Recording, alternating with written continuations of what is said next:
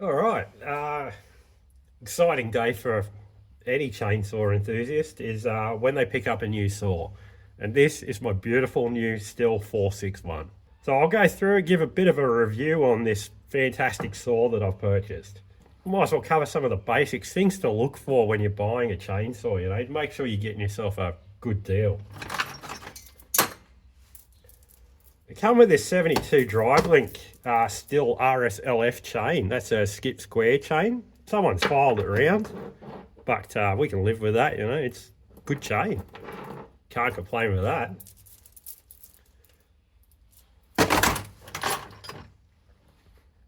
Brand spanking new clutch drum. Fantastic. Good value that. Also has a brand new 387 tooth rim sprocket. Genuine Stihl.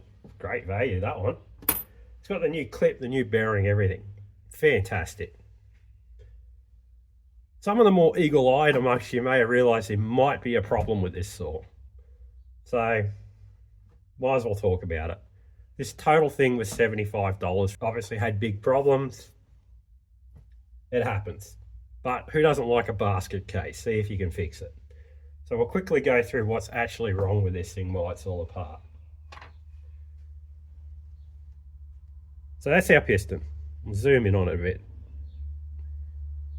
You can see it has taken a beating. And it's taken it in a bit of a strange way. Usually you're looking for scoring on the exhaust or whatever.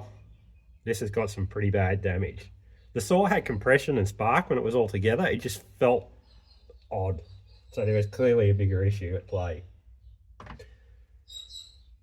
That's what the piston looks like. We'll move on to the actual troubled section. And we'll zoom in on that.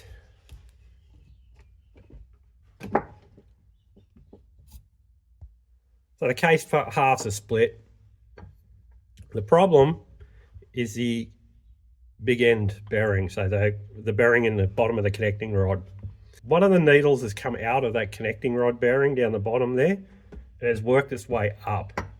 So it's actually gone up and been sucked inside, up through the transfer, got shot out, caught on the side of that piston and banged around into the top. The good news is this cylinder will be salvageable from here. It has some marks in the top and some stuff that needs to be cleaned up, but it hasn't actually done any damage on its way up there. So as long as I can smooth all of that out and clean it up, that'll be fine to use again. Obviously the piston is broken a ring on the way through. It's folded the rings into their lands, so that's absolutely had it. We have a good look at the bottom of the rod.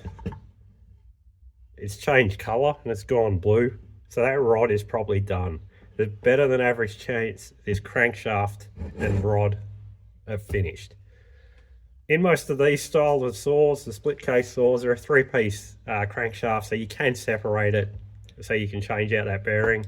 It's probably not going to be worth it on this because of the damage that's occurred to the actual crank itself. If you've never seen one of these things this far apart, you obviously end up with two case halves that stick together that contain all of that. So this is what they are on the inside.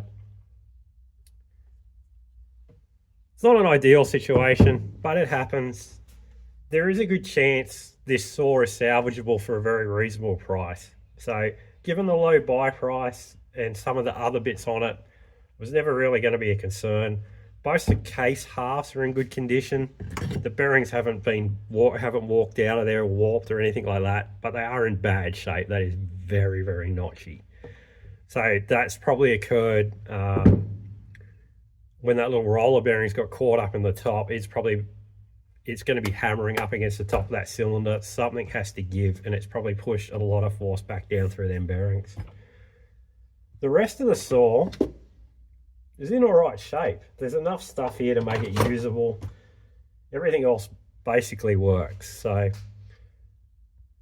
yeah, just thought I'd show one of these things apart. See what you can get yourself into sometimes. But I think this thing is probably $250, $300, and a few hours away from actually being a perfectly serviceable running saw. So anyway, that's it for today. I'll get on with what I need to do here and to inspect the rest of it, and then try and work out if it is worth saving, which I think it is, and what I need to do it.